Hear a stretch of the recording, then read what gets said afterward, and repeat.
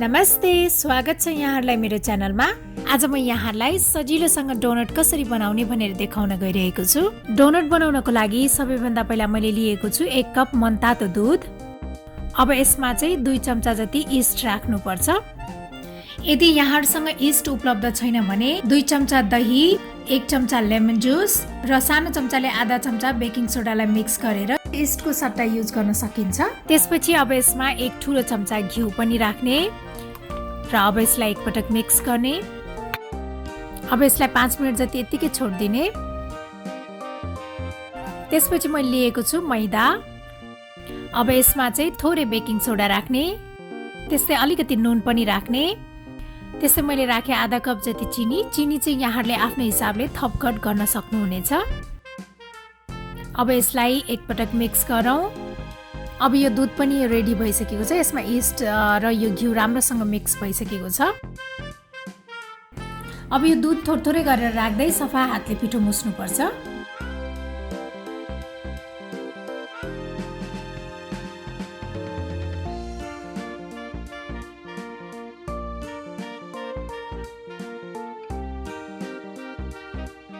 डोनटको पिठो मुस्दाखेरि चाहिँ यसलाई चाहिँ मजाले हातले प्रेस गरेर मुछ्नु पर्छ।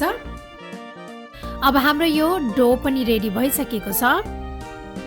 अब यसलाई कभर गरेर 4 देखि 5 घण्टासम्म राख्नु पर्छ। 4-5 घण्टापछि हाम्रो यो डो रेडी भइसकेको छ। यो चाहिँ अघि मुछेको भन्दा झन्डै डबल साइजको बनेको छ। पिठो चाहिँ भित्र पनि मजाले फुलेको छ। अब यसलाई चाहिँ बेल्नु पर्छ। यसको लागि चाहिँ मैले एउटा ठूलो ट्रे लिएको छु। अब यसमा थोरै पिठो छर्किने। त्यसपछि अब यसलाई चाहिँ ठूलो रोटी बनाउने।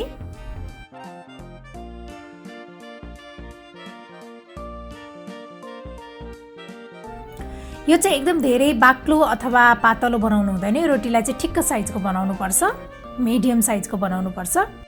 अब यसलाई चाहिँ काट्नको लागि चाहिँ मैले यस्तो खालको यो मेजरिङ कप लिएको छु। यहाँहरुले चाहिँ कचौराले अथवा ग्लासले पनि काट्न सक्नुहुनेछ।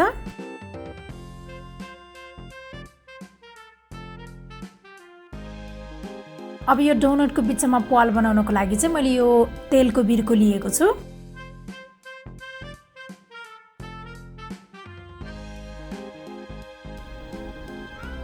यो चाहिँ यस्तो हुन्छ।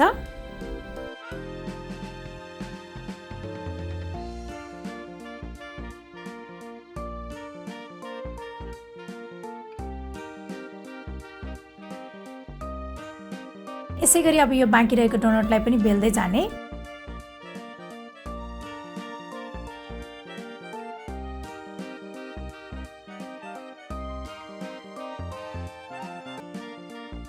मैले चाहिँ सबै डोनटहरु बनाइसकेको छु। अब यो डोनटलाई फ्राई गर्नुपर्छ। फ्राई गर्नको लागि मैले कराईमा तेल बसाले।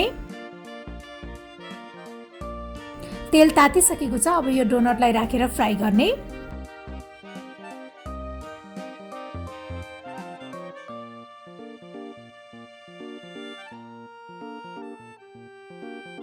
डोनटको एक साइड रातो भइसकेपछि अब अर्को साइड पनि फर्काएर पकाउने।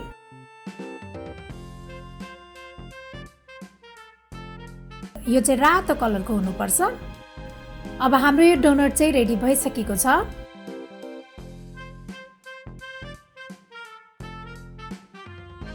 मैले बाँकी रहेको डोनटलाई पनि यसैगरी फ्राई गरेँ।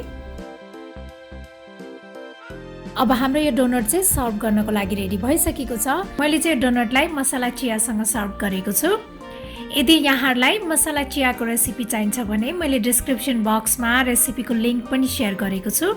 मलाई आशा छ यहाँहरुलाई यो सजिलो डोनट बनाउने रेसिपी पक्कै पनि मन पर्यो होला र मेरो अरु यस्तै रेसिपीहरुको लागि प्लिज मेरो च्यानललाई सब्स्क्राइब गरिदिनु होला र मेरो भिडियोलाई लाइक, शेयर र कमेन्ट पनि गरिदिनु होला। Thank you for watching. Bye by.